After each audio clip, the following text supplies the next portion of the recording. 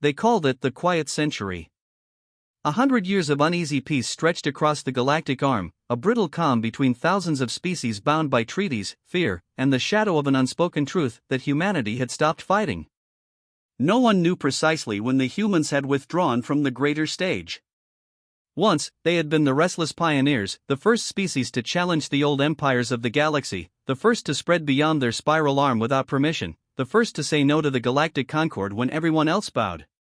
But after the Sol rebellions and the siege of Tau Ceti, after losing millions in wars that weren't theirs to start, humanity simply stopped.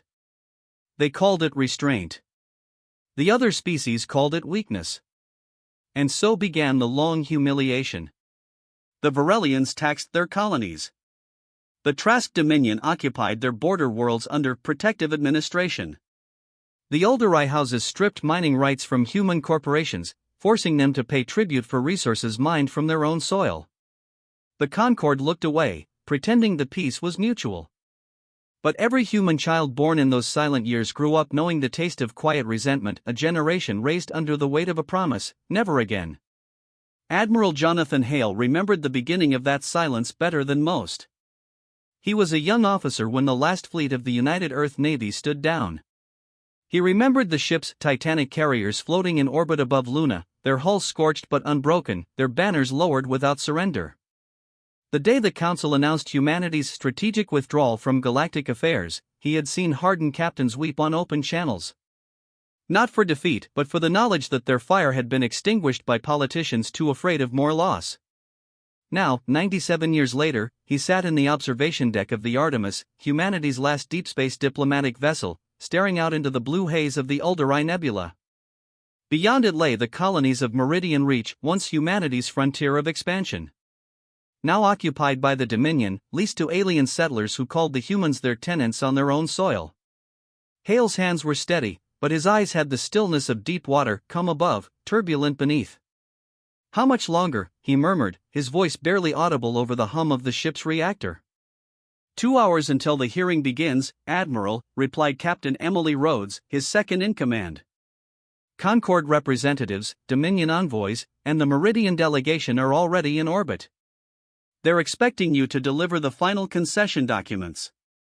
Hale didn't turn. Final concession. That's what they call surrender now. Rhodes hesitated. Sir, Earth Command insisted. I know what they insisted, he interrupted softly. Patience. Always patience. For a century, we've been the galaxy's lesson in endurance. The Artemis drifted toward the orbital station Unity Spire, a city of glass and light suspended above the turquoise clouds of Meridian Prime. It gleamed like peace incarnate, but every human aboard the ship knew the truth. The station was a monument not to unity, but to submission. As the Artemis docked, hundreds of alien envoys gathered in the Grand Chamber. Holographic banners of the Concord shimmered over the vast dome, displaying the motto "Peace through compliance." Hale's footsteps echoed as he entered, the lone human delegation amid a sea of alien delegates. His uniform was simple black with silver insignia, the mark of a fleet that no longer existed. At the center stood Chancellor Virek of the Trask Dominion, tall, scaled, and draped in gold. His voice was smooth, serpentine. Admiral Hale. Humanity honors us once again by recognizing the inevitable. Hale inclined his head slightly. We honor the process, Chancellor. Nothing more. Process, Virek hissed, amused. Such delicate words for capitulation. The Concord appreciates your cooperation. With this treaty, human presence in Meridian Reach will be revoked, Hale finished quietly. Yes. I've read your terms. He placed a single data pad on the table. The room fell silent as its holographic seals glowed, the official signatures of Earth's Council authorizing the transfer of 27 human colonies to alien control. The Dominion Chancellor smiled. It is good that you understand your place, Admiral. There will be no need for unpleasantness. Hale's jaw tightened. He said nothing. But when he turned to leave, an unexpected voice rose from the back of the chamber. A young woman, human, barely 20, wearing the pale gray of a Meridian citizen. Her hands trembled, but her voice carried like thunder in the hall. "You can't do this. Meridian is ours. My family's been here for 6 generations. You can't just." Guards seized her arms. The Dominion Chancellor waved dismissively. "Remove the human." Hale's breath caught as he watched her dragged toward the exit. The chamber's murmurs blurred into white noise, alien laughter, disinterested whispers, the cold indifference of the powerful. "Enough," Hale said quietly. No one heard. "Enough." Still no one looked. The guards shoved the girl harder. Then his voice cracked like gunfire. "Enough." The chamber fell silent. Hale's eyes were no longer calm. They burned, not with rage, but with something far more dangerous, clarity. "Release her," he said. "Admiral," Chancellor Vyrek sneered, "you forget your position. The Concord has tolerated your kind's outbursts before, but this is—" "I said release her." Vyrek's smirk widened. "Or what? You'll file another protest? Another plea to the council?" Something shifted in Hale's expression, the stillness breaking, just slightly. He turned toward Rhodes, who stood by the doorway, her hand trembling near her datapad. "Captain," he said softly. "Transmit message Sigma Red to all Terran colonies." Her eyes widened. "Sir, that code hasn't been used in 100 years. "I know." Silence stretched across the chamber. Hale faced the Chancellor one last time. "You asked what we would do if our patience ended," he said. His voice was quiet, but it carried through the room like a storm front. "You're about to find out." And with that, he walked out. It began as a whisper, a faint signal buried beneath the static of interstellar communication networks. 3 words, encrypted in a format no one had seen in a century: Sigma Protocol active. Across the scattered colonies of mankind, the message arrived like the awakening of something ancient and long buried. On Titan's methane plains, dormant satellites stirred to life, reconfiguring their orbit. In the red deserts of Proxima B, mining drones dropped their tasks and began transmitting in tight beam code. On the far rim stations abandoned since the wars of old, reactors hummed again, lighting corridors that hadn't seen a human face in generations. The galaxy didn't notice at first. They were too accustomed to humanity's quiet obedience. But by the 3rd day, when entire sectors went dark, someone finally realized something was moving, something vast. The Dominion flagship Beryllion drifted above Meridian Prime, its hull gleaming in the pale light of the planet below. Chancellor Vyrek stood at the observation window, claws tapping irritably on the glass. "Contact the Terran vessel again," he ordered. His adjutant bowed. "Sir, the Artemis is no longer responding to hails. Their transponder codes have vanished." "Vanished?" Vyrek turned sharply. "No vessel can vanish from Dominion space." The adjutant hesitated. "It's not just them, Chancellor. For human colonies stopped transmitting within the last hour. Orbital buoys have gone offline." And, he trailed off, uncertain. "And what?" "There are reports that their moons have disappeared." "Disappeared?" "Yes, sir. As in, physically gone." Vyrek stared, unblinking, for several seconds. Then he laughed. "Impossible. Another of their tricks, a show of defiance. Send in the patrol fleets. I want every Terran system scanned, every signal decrypted." But even as he spoke, deep space sensors began to wail. One by one, Dominion ships across the sector vanished from tracking grids. Their signals cut off mid-transmission, as if erased. Not destroyed, erased. Far from Meridian, hidden beyond the galactic rim, the fleet of humanity woke. Buried under ice, rock, and silence, the ships had slept for 100 years, relics of a time when mankind still dared to defy. They were legends wrapped in myth: the Resolute, the Odyssey, the Aegis Dawn, the last surviving supercarriers of the Terran Defense Command, mothballed after the peace withdrawal. But someone had kept them alive. Admiral Jonathan Hale stood on the bridge of the Artemis, now docked within the Aegis Dawn's massive hangar bay.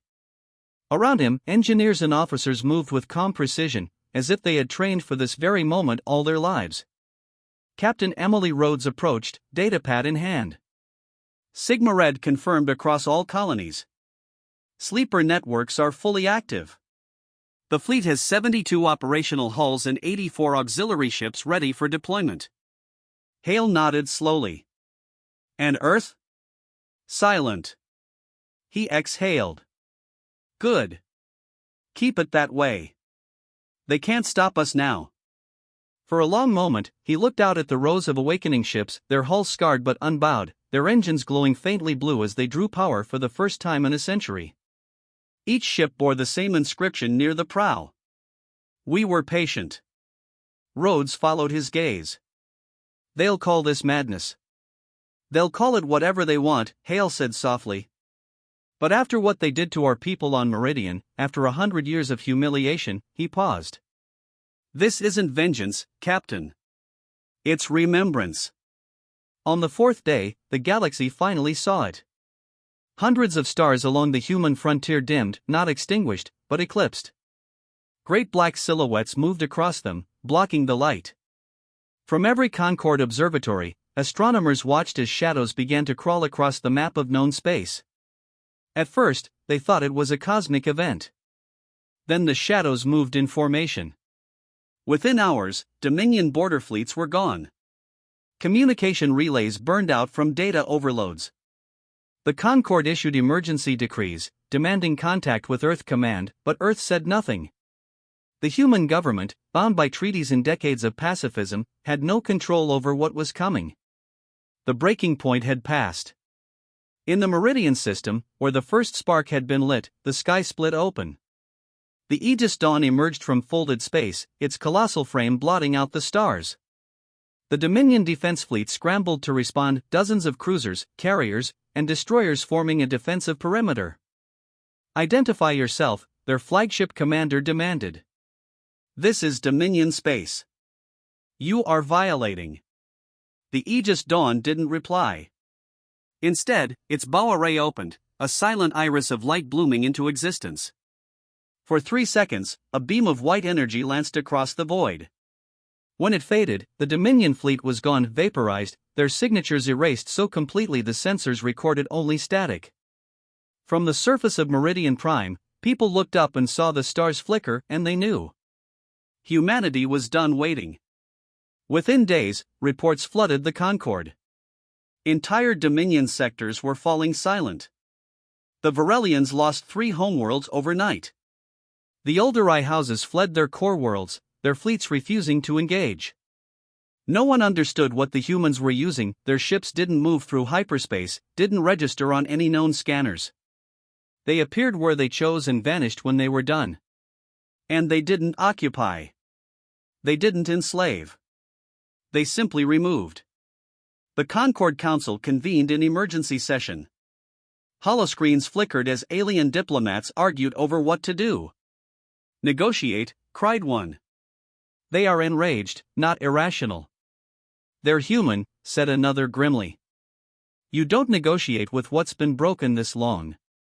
Chancellor Virak didn't flee. Pride wouldn't let him. He remained on Meridian Prime, confident the Dominion's might would prevail. But on the 7th day, his skies turned black. The Artemis appeared alone in orbit, its hull dark save for a single burning emblem, the Terran Eagle. When Virak opened a channel, Hale's face filled the screen. Calm. Tired. Unflinching. You should have left us alone, Hale said simply. Virak sneered. You think this changes anything? You can destroy our fleets, our worlds, but the Concord will. The Concord, Hale interrupted, was built to keep us silent. But they forgot something. He leaned forward, eyes cold as space.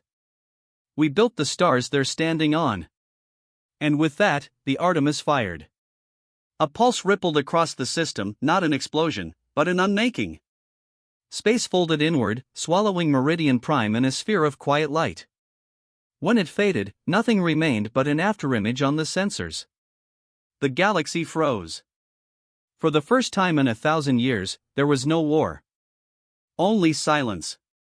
That night, as his ship drifted in orbit of what had once been Meridian, Hale stood at the viewport, watching the void he'd created. Rhodes approached quietly. "We've done it, sir. Dominion Command has surrendered. The Concord wants a ceasefire." He didn't answer. "Sir?" Hale's voice was low. "Do you hear that?" Rhodes frowned. "Hear what?" He looked out into the emptiness, eyes distant. "The quiet. It's what we wanted all along." And somewhere in that silence, across 1,000 worlds, the galaxy trembled, realizing too late that humanity had not sought revenge. They had sought peace. And peace, when denied too long, had come as oblivion. They called it the Week of Silence. For 7 days after Meridian vanished, the galaxy did not speak. The Concord's networks went offline. Trade routes froze. Every major civilization halted its fleets, unsure whether they would be next. And through it all, the Terrans said nothing. Their ships did not invade. Their soldiers did not land. They simply vanished back into the void they came from, leaving systems hollow and trembling. Entire sectors burned without a single declaration of war. In the archives of 100 species, a single message appeared, untraceable, unsigned, broadcast across every frequency known. "We asked for peace. You demanded obedience. You taught us silence. Now live with it." The message repeated once, then disappeared forever. Months passed before anyone dared to speak of Admiral Jonathan Hale. Some claimed he died aboard the Aegis Dawn after Meridian's erasure, consumed by his own weapon. Others said he disappeared into uncharted space with his fleet, beyond the rim where no signal reached. But records recovered decades later tell a quieter story. It was the 43rd day after Meridian's destruction. The Artemis drifted alone, its engines cold, orbiting the edge of what used to be a sun. Hale stood in the command deck, looking out into a void where light no longer lived. The planet, the star, even the dust had been erased, a scar of pure nothingness. Captain Emily Rhodes entered silently. She looked older than she had a month ago, though time had not yet caught her. Her face was pale in the ghostly light of the instruments. "Sir," she said softly. "The fleet's waiting. They want to know if we're standing down." Hale didn't look at her. "How many systems report losses?" 37 Dominion worlds. 2 Alderi strongholds. Concord Command relays on 4 sectors. No military fleets remain within the frontier. They've withdrawn behind the inner rim. The war's over. He smiled faintly. "War? We didn't even declare one." Rhodes hesitated. "They're terrified of us, sir. The Concord wants to open negotiations. They'll meet any conditions." For a long moment, Hale said nothing. Then he turned from the viewport, and his eyes were not those of a victor, but of a man who'd outlived the reason for the fight. "Tell them humanity accepts peace," he said finally. "Unconditional. Permanent. No demands." Rhodes blinked. "No reparations? No guarantees?" "None." He looked back to the void. "Peace is all we ever wanted. Now they know the cost." She nodded slowly, understanding something unspoken. Then she saluted, turned, and left. Hale remained alone. Beyond the rim, humanity withdrew. They dismantled their colonies in occupied space, abandoned the conquered worlds, and sealed their borders with warning buoys. No ships left Terran territory again. They became a legend, the civilization that had vanished after burning half the stars. And the galaxy, fearful, scarred, reverent, obeyed the silence. For centuries, no empire dared test the line where human space began. But the stories persisted. They said that in the ruins of the old Dominion, where the Meridian system once glowed, sensors still picked up faint human signals, ghostly pings in the dark, as if something out there still watched. Others claimed to have seen the Artemis itself, drifting between stars, its hull covered in frost, its lights pulsing like a heartbeat. No one ever approached. 300 years later, an Uldurai historian named Kale Rin was granted access to the Concorde's restricted archives. His research focused on the Week of Silence, a subject most scholars refused to discuss. He found fragments of transmissions, scattered logs from Dominion survivors, and one file marked classified Sigma Red, human transmission number 0. It contained only a voice. He played it, and for the first time in centuries, the galaxy heard the last words of Admiral Jonathan Hale. "If you are hearing this, then the stars are safe again. We didn't want this. We never did. For 100 years, we waited for the universe to learn peace. But peace never comes to those who whisper. So we spoke once. Remember that silence is not surrender. It is warning." The message ended there. Kale sat in darkness for a long while, the echo of that human voice resonating through him. He realized then why the galaxy still feared them. It wasn't the weapons, or the technology, or even their wrath. It was their patience. Generations later, as the Concorde began to fracture again, new empires rising, old grievances returning, a rumor spread among the border colonies. Some claimed to have seen lights beyond the dark frontier. Some swore they heard faint radio bursts, rhythmic and deliberate, like breathing. And one night, across 1,000 systems, a transmission flickered briefly before vanishing again. "We're still listening." It lasted less than a second, but it was enough. Enough to halt fleets. Enough to remind the galaxy that the silence of humanity still lingered, patient, eternal, and absolute. In the end, no monument was ever built for Admiral Hale. No record of the Aegis Dawn remains outside myth. But every civilization, every academy, every cadet who studies history knows the same unspoken truth. There was a moment, a single, defining moment, when the universe learned that even the kindest hands can close into a fist. And no species will ever forget the moment humanity's patience finally broke.